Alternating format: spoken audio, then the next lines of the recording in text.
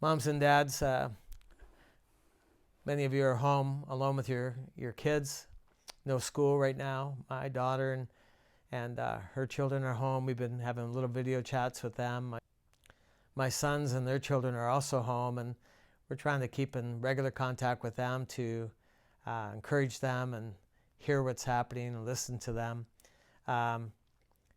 This whole thing about the eyes of our hearts, I've noticed that kids who are more creative, who have powerful imaginations, who can easily envision, to be able to create, to do artwork, musical, they tend to be more susceptible to fear, anxiety, and depression. And the reason is because that creativity, that imagination can get hijacked by fear, take them in the wrong direction.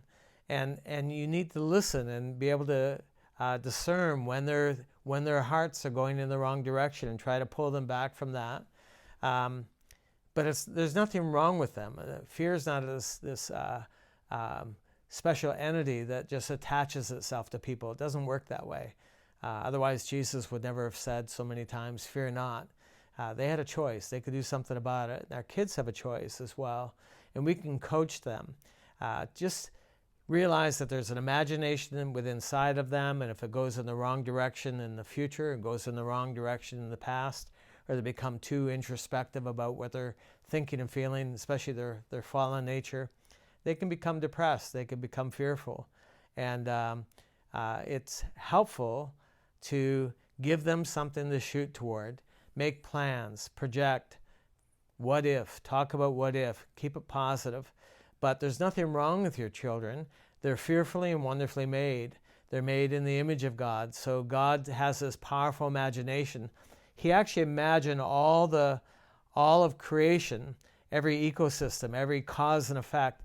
He imagined it all, and then he spoke it into being. And that same mechanism, that same wiring, that same creativity, because we come from the Creator, is in us. And it could be positively effective, or it could be negatively effective. And you can choose, you can decide. I recommend that if you can, get out somewhere, get out in nature, go for walks by the river, walks in the woods. All of creation was in the heart of God at one time. He imagined it. And when he spoke it, his breath was part of that speaking.